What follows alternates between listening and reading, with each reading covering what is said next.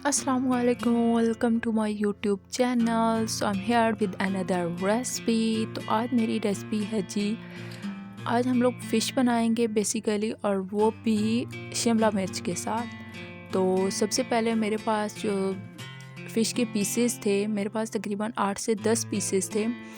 उन पीसेस को मैंने पहले अच्छे से धो लिया है, और धोने के बाद इसको मैंने बॉयल कर लिया है। तकरीबन आप 1.5 कप पानी डालें और आपकी जो फ़िश है उसको बाहर निकल आएगी, मतलब बॉयल हो जाएगी। बॉयल करने के बाद आप पीसेस निकालें और उसमें से कांटे अच्छे से चुन लें। तकरीबन आप सारे कांटे उसमें से अच्छे से निकाल दें। 10 से 15 मिनट आपको लग जाएंगे, लेकिन इससे अच्छा होगा कि सारे घर वाले खा भी लेंगे और वो बिल्कुल कांटे फ्री हो जाएगी। और इसकी यखनी जो है वो आप साइड पे निकाल के रख दें। अब मेरे पास थी तकरीबन 3 अदद के नॉर्मल साइज़ के प्याज हैं, और वो मैंने नॉर्मल साइज़ के कट कर लिए, ना बारीक हैं और ना ही बहुत मोटे हैं। तो 2 अदद सिर्फ मेरे पास शिमला मिर्च थी, जो कि मैंने बारीक साइज़ में जो है वो कट कर ली हैं। और साथ बाकी मेरे पास नॉर्मल इंग्रेडिएंट हैं, जिसमें मेरे पास 2 अदद बड़े टमाटर थे जो मैंने बारीक कट कर लिए, अदरक लहसुन का पेस्ट है, और कुछ मेरे पास सब्ज़ मिर्च थी जो मैंने स्मॉल साइज़ में कट कर ली हैं। तो नॉर्मल इंग्रेडिएंट ही आपको चाहिए होंगे। मेन पर्पस जो है वो आपका इसमें मछली है, और मछली के आपने अच्छे से जो है वो कांटे निकाल लेने हैं। 10 से 15 मिनट आपको अप्रॉक्सीमेट लग जाएंगे, अगर आपके पास 8 से 10 बड़े पीसेस हैं फ़िश के। तो आप उसको पहले अच्छे से बॉयल करें। 10 मिनट आप लगते हैं, ज़्यादा से ज़्यादा भी लगें तो फ़िश बॉयल होने में। और उसकी जो यखनी बचेगी उसको आप साइड पे निकाल लें। और उसके बाद मैंने ले ली है एक कढ़ाई, उसके अंदर डाला मैंने कुकिंग ऑयल। तो थोड़ा सा वेट करते हैं कि कुकिंग ऑयल जो है वो गर्म हो जाए। आज थोड़ी सी रेसिपी जो है ना वो हम लोग चेंज बनाएंगे, तो इसका टेस्ट बहुत ज़बरदस्त होता है। जो लोग मछली वैसे नहीं खाते, उसको उन लोगों को आप जो है वो शिमला मिर्च के साथ दें तो इसका टेस्ट जो है बहुत ज़बरदस्त होता है। यहाँ पे मेरा हो गया था कुकिंग ऑयल गरम, उसके अंदर मैंने ऐड कर दिए हैं प्याज। और इसमें जो प्याज, टमाटर, अदरक, लहसुन होता है, ये थोड़ा ज़्यादा मिकदार में डाला जाता है एज़ कम्पेयर टू अदर जो हम लोग बना रहे होते हैं रेसिपीज़ या हांडी, तो उससे ज़्यादा मिकदार में डाले जाते हैं, क्योंकि इसका मसाला जो है वो थोड़ा ज़्यादा होता है। तो इसके बाद मैंने इसमें ऐड कर दी थी सब्ज़ मिर्च, जो कि मैं साथ ही फ्राई करती हूँ। मैं गार्निश के लिए बिल्कुल इस्तेमाल नहीं करती, ज़ाया हो जाती हैं। तो यहाँ पे मैंने सब्ज़ मिर्च भी प्याज के साथ जो है वो अच्छे से सॉस कर ली हैं। जैसे ही प्याज का जो कलर चेंज होना स्टार्ट होगा, हम लोग इसमें तकरीबन आपको 3 से 4 मिनट लगेंगे, कलर जो है वो चेंज हो जाएगा प्याज का। इसके बाद मैंने इसमें ऐड कर दिया था ज़ीरा पाउडर। आप खुला ज़ीरा भी डाल सकते हैं और ज़ीरा पाउडर भी डाल सकते हैं। तो मैं जो इस किस्म की हांडी होती है उसमें मोस्टली ज़ीरा पाउडर ऐड करती हूँ। तो 1 चम्मच मैंने ज़ीरा पाउडर ऐड कर दिया। अब इसको अच्छे से मैंने भून लिया है। अब इसमें मैंने ऐड किया है अदरक लहसुन का पेस्ट।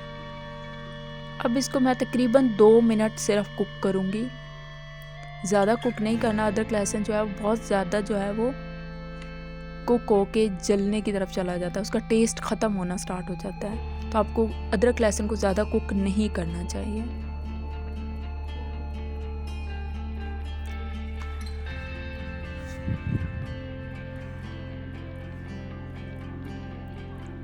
अब यहाँ पे आलमोस्ट मेरा पेस्ट जो था वो रेडी हो चुका है प्याज के साथ। इसके अंदर अब मैं डाल दूँगी शिमला मिर्च, जो मैंने बारीक कट की थी, ताकि वो भी अच्छे से सॉस होके मसाले के साथ मिक्स हो जाए। तो अब मैं इसको इतना पकाऊंगी कि सब जो शिमला मिर्च है वो गलने के करीब आ जाए। तो ये बेसिकली हमारा मसाला जो है वो रेडी हो रहा है फ़िश के लिए। और टेस्ट इन्हेंस करने के लिए हमने इसमें शिमला मिर्च ऐड की थी। आपको यहाँ पे तकरीबन 5 से 6 मिनट जो है वो कुक करना पड़ेगा। तो ये रेसिपी इसलिए भी थोड़ी लंबी हो गई। और साथ अगर आपको ये लगे कि आपका मसाला नीचे लग रहा है, تو اب جو یخنی ہم لوگوں نے رکھی تھی الگ نکال کے 1 کپ کے قریب میرے پاس یخنی تھی، تو وہ آپ ساتھ ساتھ اس میں ایڈ کر سکتے ہیں.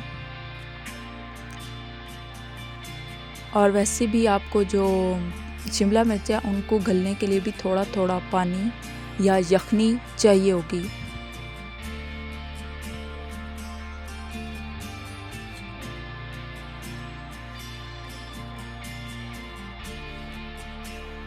یہاں پہ تقریباً میرا مسالہ جو ہے وہ ہو گیا ہے، تو اب اس میں ایڈ کر دوں گی فش.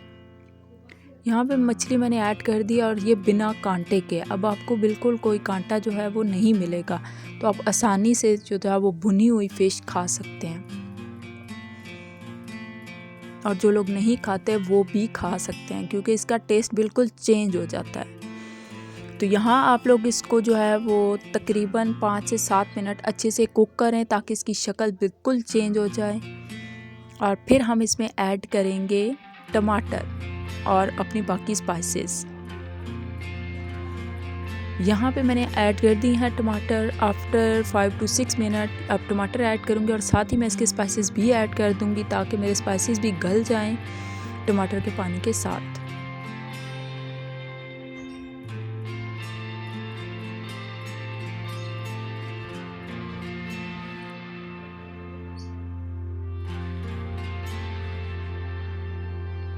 یہاں پہ میں نے 1 ٹیبل سپون نمک ایڈ کیا ہے.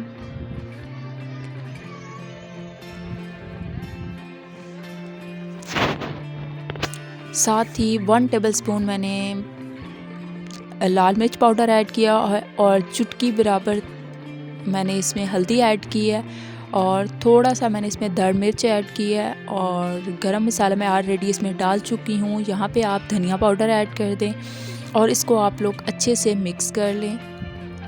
مکس کرتے ہوئے آپ نے خیال رکھنا ہے کہ آپ کا جو سالن ہے وہ نیچے بالکل نہیں لگنا چاہیے. تو ساتھ ساتھ آپ تھوڑا تھوڑا اس میں کر کے یخنی ایڈ کر سکتے ہیں.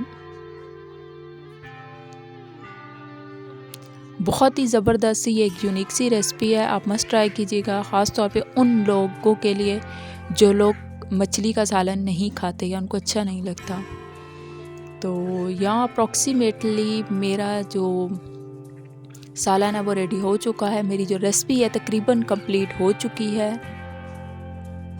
تو اگر آپ کو یہاں فرق لگتا ہے گلنے میں چیزیں تو آپ لوگ یہاں پہ یخنی ڈال کے اس کو تھوڑا سا دم دے سکتے ہیں. اگر آپ نے 3 منٹ کا بھی دم دیا تو آپ کی جو سالن ہے وہ بالکل ریڈی ہو جائے گا.